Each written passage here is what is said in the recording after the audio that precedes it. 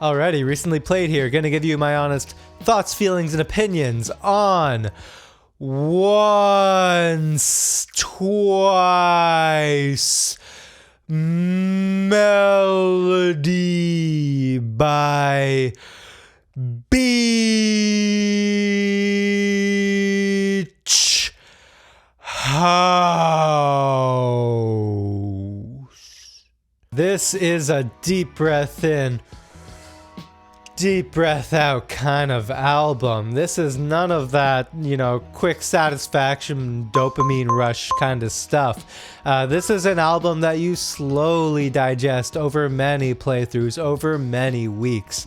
This is like doing a full marathon on a lazy river. At least for me, I found that this is an album that you have to listen to and then listen to again and then listen to again before you start to really get into it. This is not a casual listen. This is a big, spread out Mondo dream pop album. And, even after listening to this album a lot when it came out, I was still really torn on this album. Part of me didn't like it and part of me loved it. Part of me felt like it was testing my patience, and part of me loved the feeling of just slowly sinking into it. And I think, given some time, I can say that for better or for worse, Once Twice Melody is an incredibly interesting and unique album, and there's really nothing like it, even in Beach House's own discography. So, as a relatively long-time Beach House fan, I've noticed that people who are not so familiar with their music have a bit of a misconception about them. Yes, their music is dreamy and kind of chill, but I've always feel the need, I always have to point out that their songwriting is very tight, and to be honest, that's my favorite thing about their work. When I think of the songs on Devotion, or Teen Dream, or Bloom, or Depression Cherry, I think of songs with just no wasted time. Most of the songs on those albums are just so well thought out and built to these truly satisfying moments. Moments like the outro in Walk in the Park, or the bridge in Wild, or just the way that Levitation beautifully comes full circle by the end of the song. These moments are the result of some airtight songwriting. And this is what makes Once Twice Melody such an interesting outlier in their discography. The songwriting is very loose, very open and raw. The songs sound and feel unedited and organic, and initially this is something that I didn't like about the album because it just wasn't the Beach House that I knew and loved. Before I mentioned the track Walk in the Park off of Teen Dream, and that's an example of a song with this beautiful dramatic shift at the end that I look forward to every time I hear it.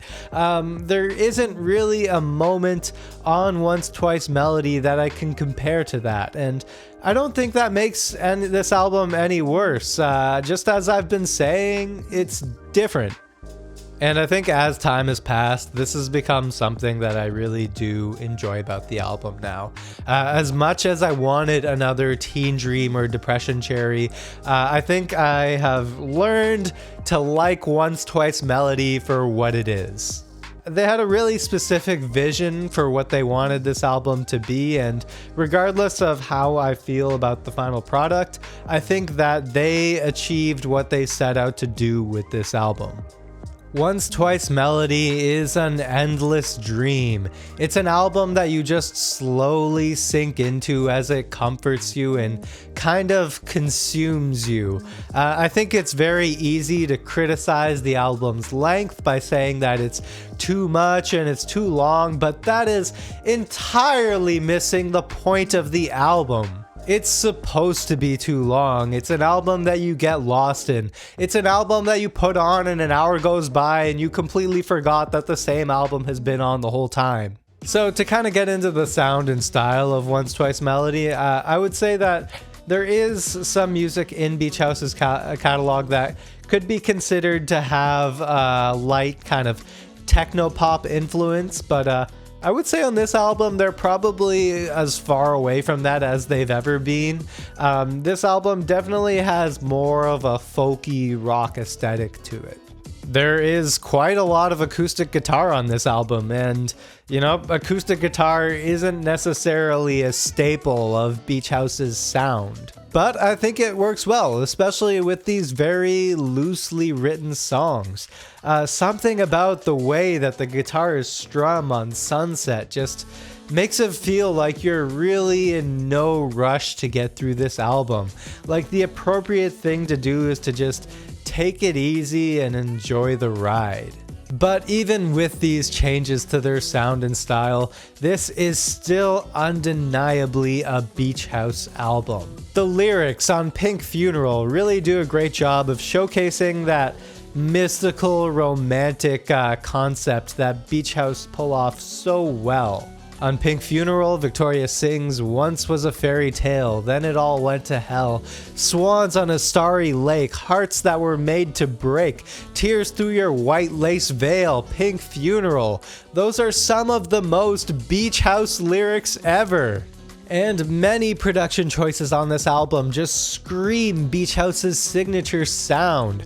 Again, on Pink Funeral, those electronic drums are so kitschy and perfect for the track, and same goes for the arpeggiated synths on Runaway, or just Alex Scally's lead guitar lines. They're just so sentimental and nostalgic, and you definitely get that, especially if you've been listening to Beach House for well over a decade like myself.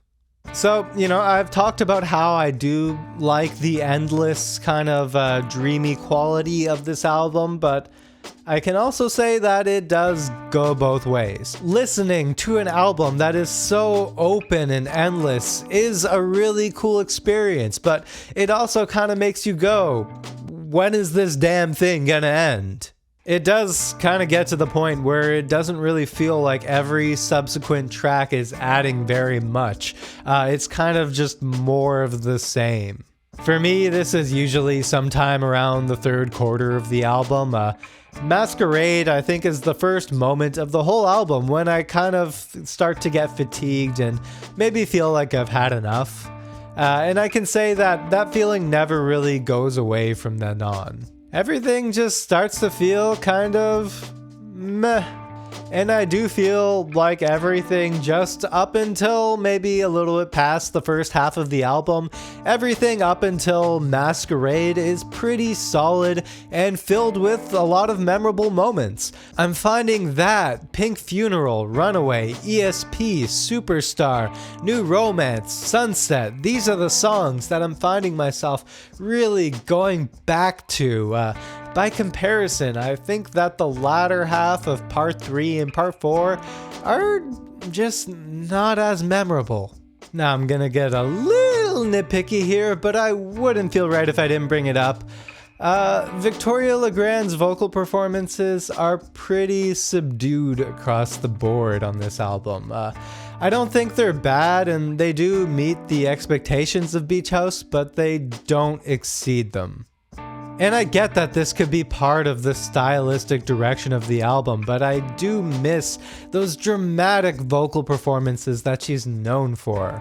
Victoria's vocal power and distinctive raspy voice is something that I've always enjoyed about Beach House. The vocals definitely blend in much more in this album. They don't really stand out, which in my opinion is part of the creative direction, and it works, but yeah.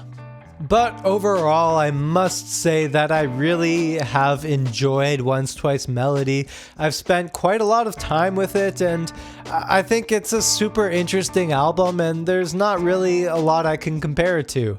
I don't think that this would be a better album if they trimmed it down and cut out the tracks that I didn't like as much, because I think the album only really works as a whole. When the individual parts were being released, I didn't really like listening to them alone as separate EPs. It felt way too brief. I think that this kind of songwriting really does favor a longer album. On a shorter release, it kind of feels uneventful. And this all goes back to how I said that they accomplished what they set out to do. Good album. 7.9 out of 10. And there you have it. Those are my honest thoughts, feelings, and opinions on Once Twice Melody by Beach House. I hope you enjoyed this video, and I'd love to hear your thoughts, feelings, and opinions on this album. Let me know down below in the comments. Don't forget to like and subscribe, and as always, take it easy. Thanks for watching.